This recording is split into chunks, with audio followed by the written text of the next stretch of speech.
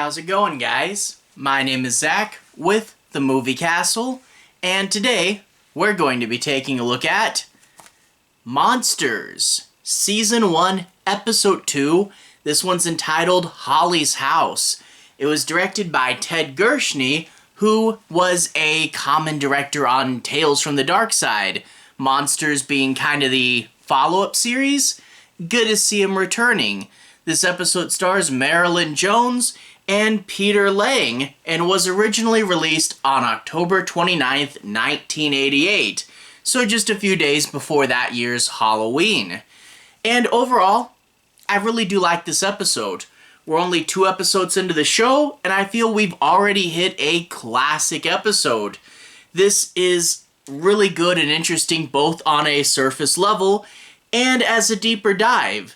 On the surface level, you have a episode about an animatronic character from a kid's show coming to life and being evil. That's great. That would have been enough on its own. I mean, the idea that looking back on kids' TV shows and saying, hey, weren't they kind of scary sometimes? We do that all the time these days. Think like Candle Cove. And also, an evil animatronic decades before Five Nights at Freddy's? Yeah, this episode was very much ahead of its time, which is really cool. But in addition to the surface level cool stuff, there's a meaning behind it. Holly represents this character's obsession with work and how it's throwing off her work-life balance and how her professional life is killing her personal life. It's interesting and has a lot of facets to talk about, and the idea that, looking at this episode and looking at what we actually see, you can kind of wonder, was this all real or was it in her head? Did Holly really come to life?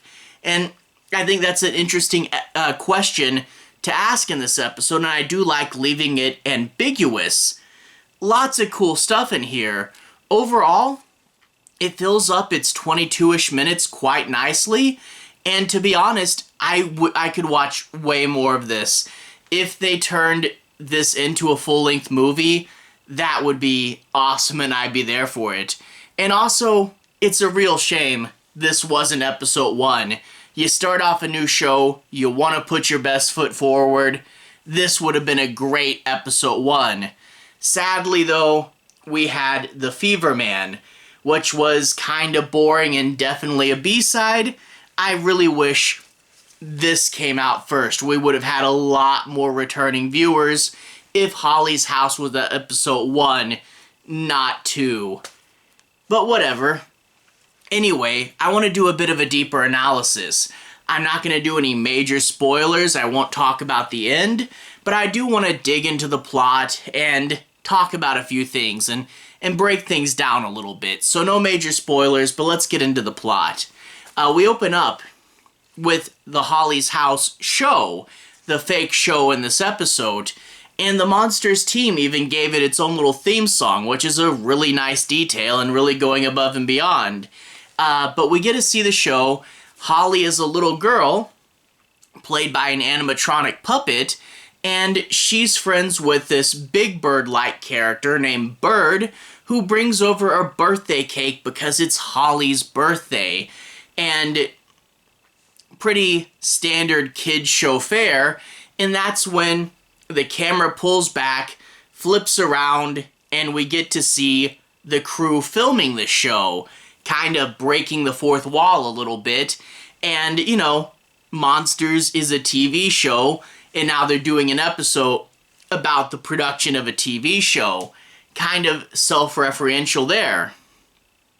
Anyway, Mike the Mailman shows up in the kids' TV show, and Holly reacts kind of strange to him. She starts to go off script a bit.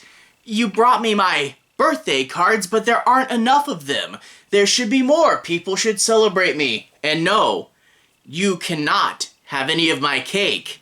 So yeah, it is fun to see her go off the rails, but frustrated, the crew decides to call it a day, and that's where we meet Holly's puppeteer.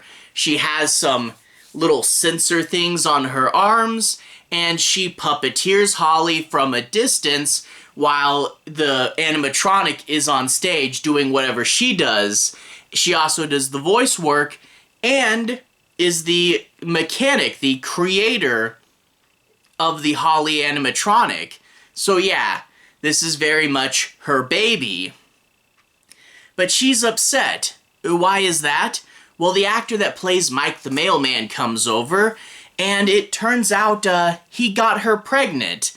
Yeah, this is an inciting incident, but also just kind of a funny thought that this would be like a kids' TV show, but the actors would be goofing around behind the scenes. But actually, Mike the Mailman is quite happy. He says, "That's great news. I would really love to start a family. We should keep it and take this seriously."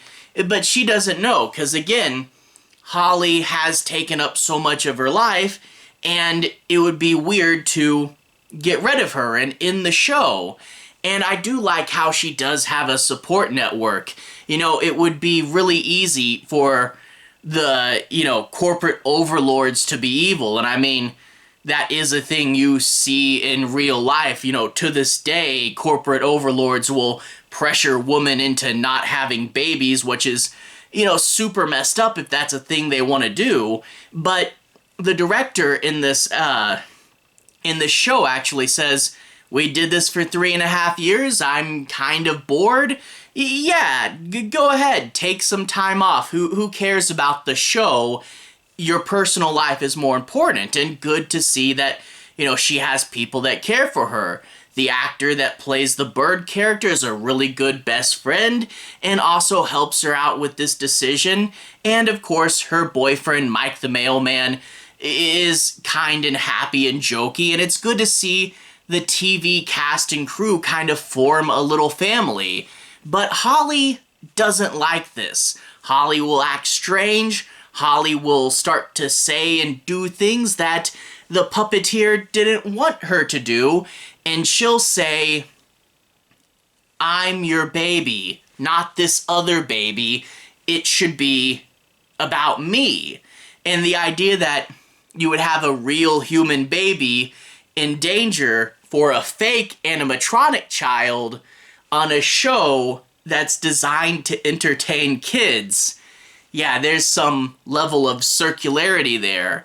But yeah, the idea that this is your professional life, this is what your life has been about, what you've been working towards, your goals, and yeah, you do want to have a good professional life, you do want to build something up, and you do want to, reach those personal goals.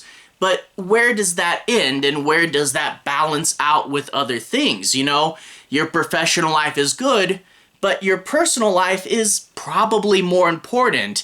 And this episode really does ask the question, where does that go? So that's the layers. That's what's making this thicker. That's what it's about analyzing. But you do also get just Holly sitting there charging on the dark and empty set and then saying something really strange. There's a very good Valentine's Day card pun in this. Yeah, some good dark and creepy moments. Overall, this was a fun episode. I could have watched a whole another hour of this, and I really do hope we get more classic Monsters episodes coming up. This one was pretty fun. Anyway, to everyone who's watched so far, thank you for watching. To everyone who's liked and subscribed, thank you. You really are helping the channel out. I'll leave a relevant playlist on the bottom.